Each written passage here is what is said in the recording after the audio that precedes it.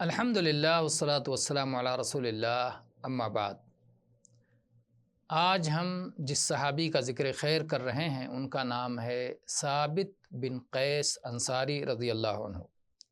اللہ کے نبی صلی اللہ علیہ وسلم نے ان کے والد قیس ابن خطیم کو اسلام کی دعوت دی جبکہ وہ مکہ گئے ہوئے تھے، تو انہوں نے کہا مجھے مہلت دیجئے، میں مدینہ جا کر کے پھر کچھ فیصلہ کروں گا۔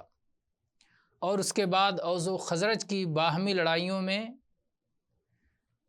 وہ قتل ہو گئے اور اسلام نہ لا سکے۔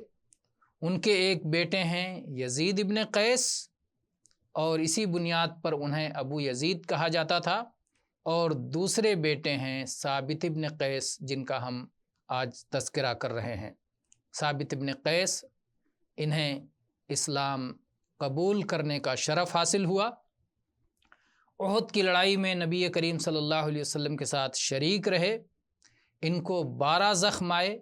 اللہ کے نبی نے اس دن ان کا نام حاصر رکھا۔ حاصر ننگے سر، یہ لقب رکھا۔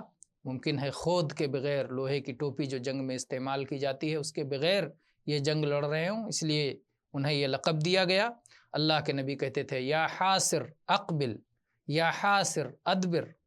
حاصر او ننگے سر آگے جاؤ، او ننگے سر پیچھے آ جاؤ۔ تو اللہ کے نبی نے انہیں یہ لقب دیا۔ یہ اللہ کے نبی صلی اللہ علیہ وسلم کے سامنے، آگے، پیچھے، دائیں بائیں ہر طرف لڑ رہے تھے، اور احد کی لڑائی کے بعد دوسرے معرکوں میں بھی انہوں نے شرکت کی۔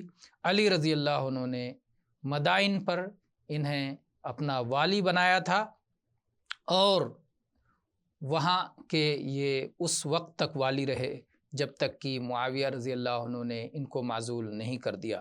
معاویہ رضی اللہ عنہ کے زمانے میں ثابت ابن قیس کی وفات ہوئی رضی اللہ عنہ وارضاہ، وآخر دعوانا ان الحمد للہ رب العالمین۔